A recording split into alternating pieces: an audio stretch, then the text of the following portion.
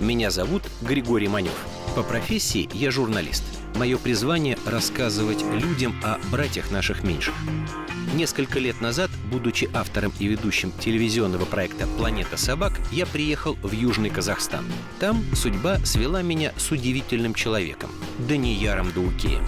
Благодаря ему я познакомился с казахскими национальными породами собак тобетами и тазы. А еще мне посчастливилось узнать, что такое кокпар.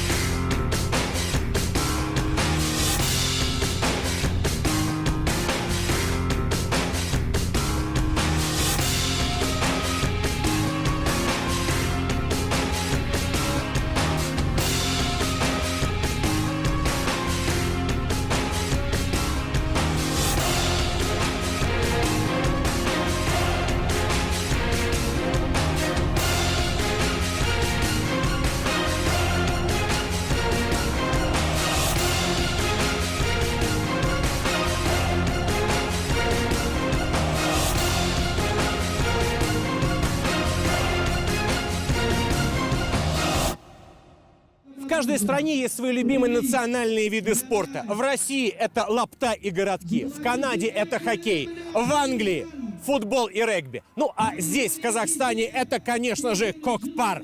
Спорт для сильных духом людей, которые прекрасно умеют обращаться с лошадью. Кокпар 12×12 знаком многим любителям конного спорта. Но соревнования по правилам лиги ЖКЛ отличаются от классического варианта. Во-первых, здесь друг другу противостоят по 3 всадника. Во-вторых, поле меньше. За счет этих новшеств игра смотрится более динамично. Плюс учтены вопросы безопасности. ЖКЛ – студенческая лига. Профессиональные спортсмены до недавнего времени там не играли. Но вопрос, кто сильнее, молодежь или мастера, не давал покоя знатокам. Поставить точку в этом споре должен был турнир, который состоялся 21 октября 2018 года на центральном стадионе Казахстанского национального университета. Скажите, пожалуйста, что как организатор вы ждете от этого турнира? Вот именно этот турнир – это первый турнир профи-лиги. То есть здесь будут выступать не только студенты, будут выступать и взрослые именитые спортсмены. То есть они должны принести зрелищность. И вот самое интересное, кто победит, молодость или опыт. Скажите, а легко ли из большого кокпара перейти вот на такой формат? Ответ на это только даст сама игра. В ЖКЛ входит 5 студенческих команд. Они регулярно встречаются в очных поединках. 2 лучших коллектива лиги – Казахстанский национальный университет имени Аль-Фараби и Казахстанская академия спорта и туризма – бросили вызов профессионалам из Астаны и Алматы. Бұл жарысқа өте көп дайындалдық. Жарыстан бір ай алдын бізде отбор, яғни балдарды іріктеу сайысы болады.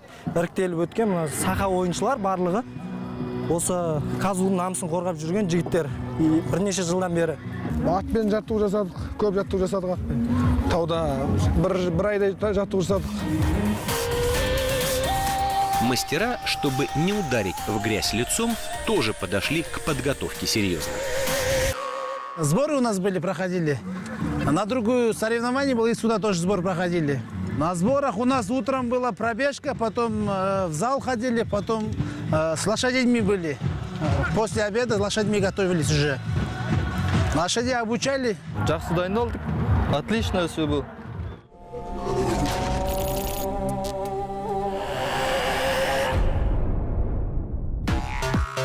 В первом полуфинале сошлись представители Казахстанской академии спорта и туризма и сборная Алматы. Страсти закипели с первых минут.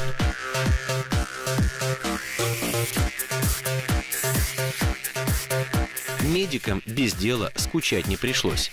Это вам не футбол. Симулянтов здесь нет.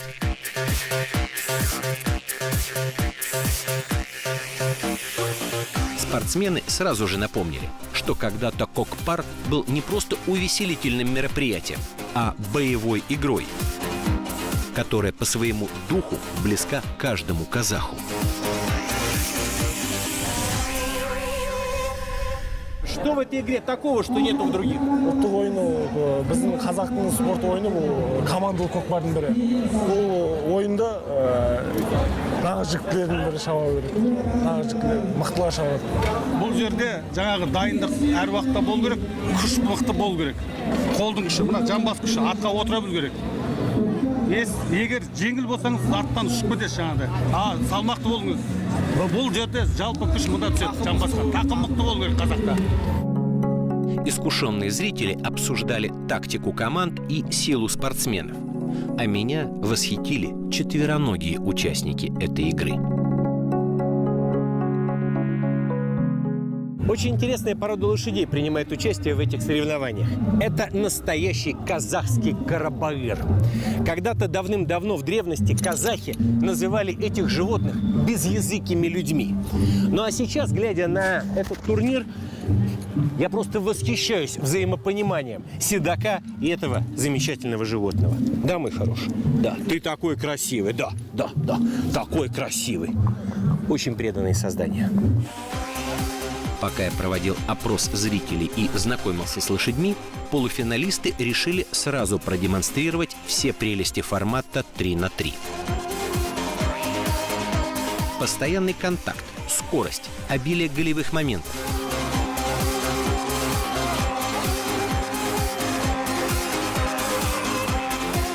Кстати, спортивный снаряд здесь тоже отличается от исторического. Когда я говорю, что кок-пар – спорт для сильных людей, я нисколько не преувеличиваю и не кривлю душой. Вот этот снаряд называется «серке-макет». То есть в переводе на русский «макет козла». И весит он, вы не представляете, 25 килограмм.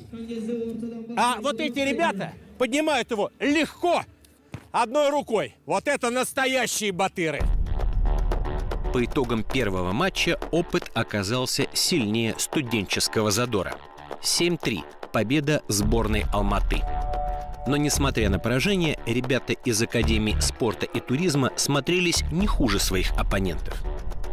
Чемпионы студенческой лиги дали настоящий бой маститым спортсменам. У нас получилось, у нас один этот минус, автогол забили себе, позапутали. Кроме этого все отлично, как мы говорили, мы пришли выиграть, хотим выиграть. Которые выиграли команду, они до этого были чемпионами, которые мы сейчас выиграли. Теперь впереди остался финал. Миржан, вы были победителями прошлого турнира. Что не получилось в этот раз? Біз ұтылдық. Мені защитанием жауап алды. Мені үйреткен адамдар жапты. Мен өзім тренерлерім болған, солар арғы команда ойнады. Мені білет қалай ойнайтын бүкіл. Солар бізде мені жауап. Олар мықты болды, олар ұтты. Кок-пар – спорт для настоящих мужчин. Плакаться и рассуждать о травмах здесь не принято. Неприлично сетовать и на судейство. Авторитет рефери никогда не подвергается сомнению. Расскажите, пожалуйста, о специфике судейства этих соревнований. Что можно, что нельзя? Как разрешено вести борьбу, а чего делать нельзя категорически? Біздің судействоның ерекшелігі бізде басқа неден қарағанда бізде қазандық бар. Біз қазандыққа тартамыз. Қазір көбінесе жерге тартады ғой, бізде қазандық бар. Одан кейінгі енді атты жетектеуге болмайды, тізгіннен ұстауға болмайды, атты айландыруға болмайды. Біздің судействоның тәртібі. Аттың артынан қол салып, көкпарды тартуға болмайды. Границадан асып кетсе, ортадағы жекпе-жек өтеді.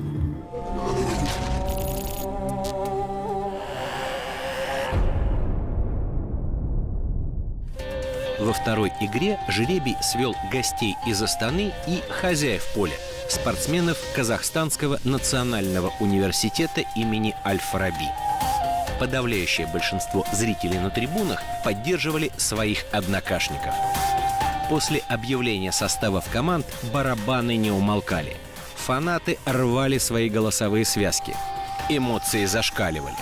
В общем, равнодушных не было. Какой футбол, какой хоккей! Кокпар! Вот это сила! Я не думал, что эта древняя игра так изменит мои взгляды.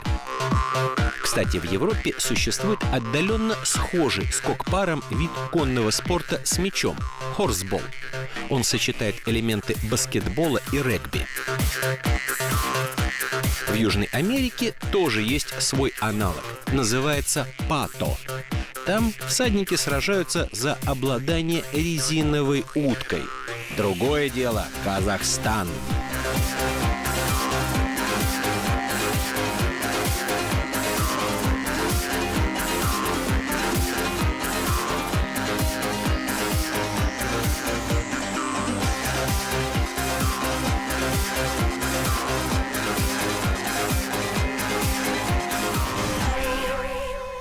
Вообще здесь на стадионе потрясающая атмосфера. Я думал, что увижу больше людей в возрасте, а здесь одна сплошная молодежь. И еще одна деталь, которая сразу бросается в глаза.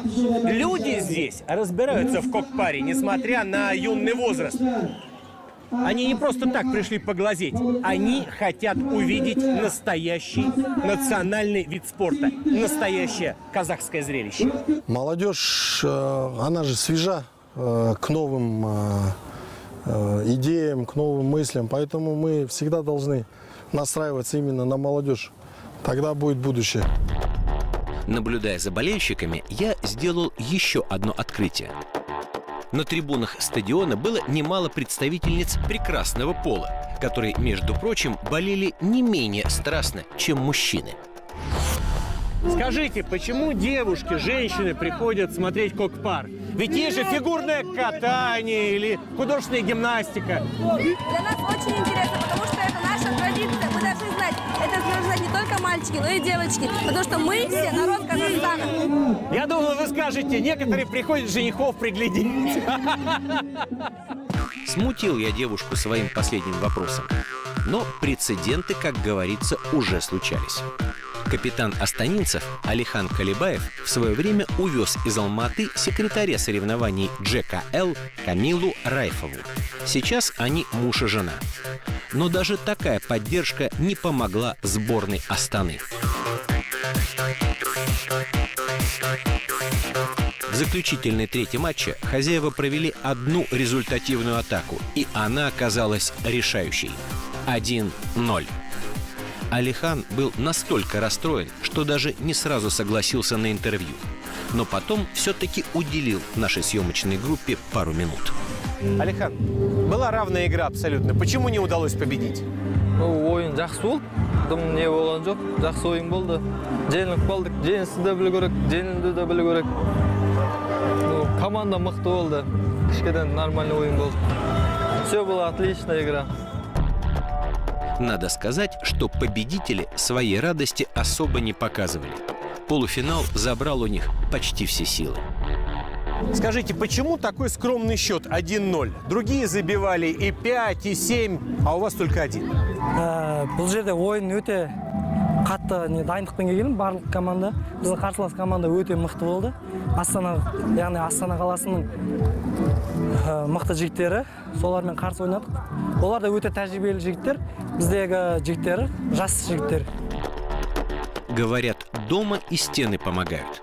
Команда Казахстанского национального университета имени Аль-Фараби еще раз доказала справедливость этого изречения. Почему именно Казгу принимает этот турнир? У нас достаточно много студентов из регионов. Они уже к нам приезжают, подготовленные, приобученные, которые знают правила и играют кокпар. А кокпар, на самом деле, очень интересная игра, которая в себе выбирает, включает очень много видов спорта. И здесь и борьба, и конный спорт, и другие виды спорта. В этом плане, я бы сказал, это как национальный вид спорта очень популярный. И в этом плане, как ведущий университет, мы считаем это нашей миссией.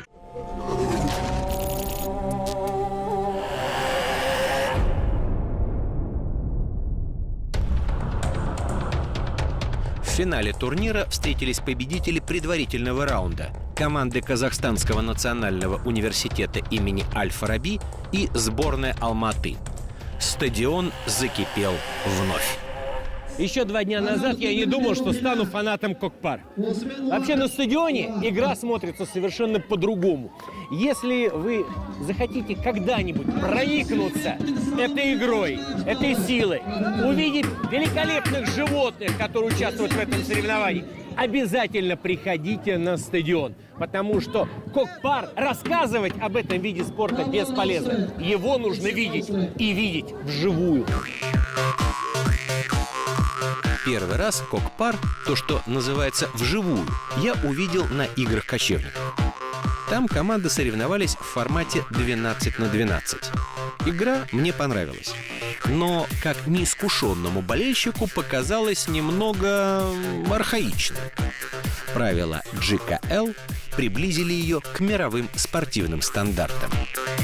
В 2017 году Жастар Кокпар Легасы была принята в Международную федерацию студенческого спорта. Эта организация координирует 174 различных национальных спортивных дисциплины по всему миру.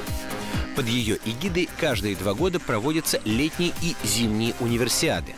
Так что, возможно, в ближайшем будущем Кокпар 3 на 3 мы увидим в программе главного студенческого спортивного праздника планеты. Скажите, пожалуйста, вот какой Кокпар интереснее? В таком формате 3 на 3 или когда большая поляна? Привлекательный тот и этот Кокпар. Но этот интереснее, чем тут формат 3 на 3. Игра идет быстротечно, искрометно. Азарт, сила всадников.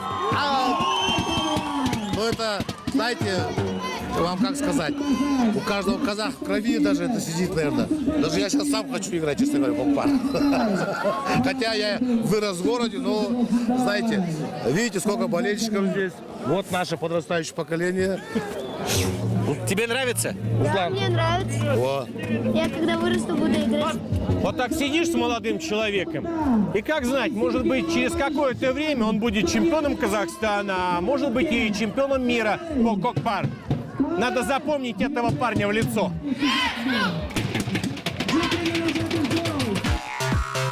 А тем временем на поле безраздельно властвовала сборная Алматы. После второго периода на табло значилось 9-0.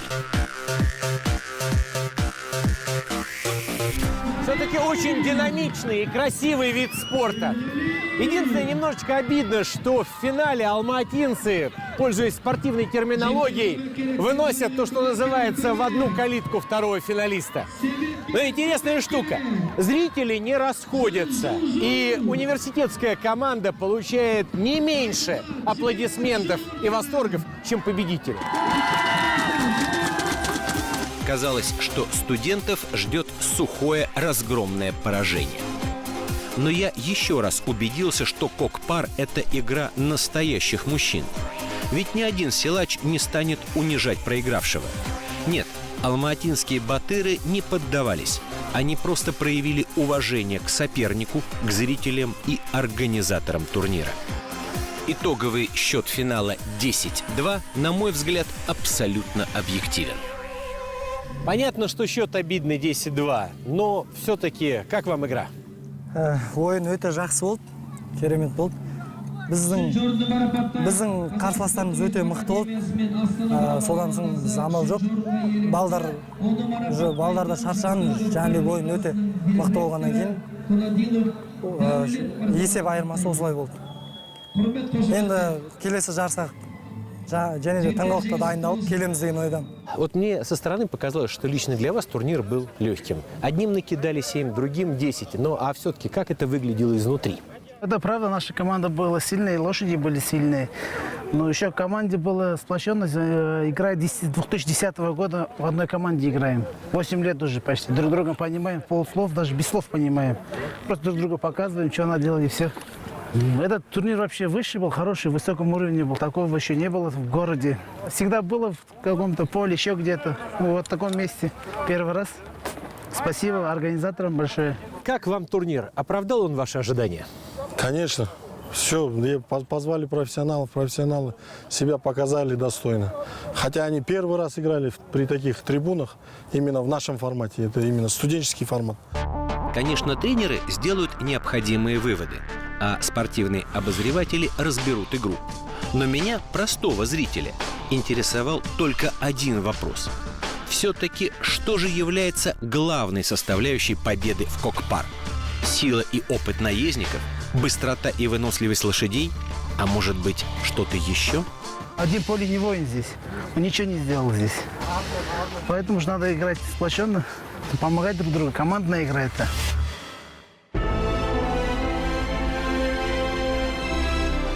Там, где город, асфальт и бетон, дни сжигают батыры в потомке.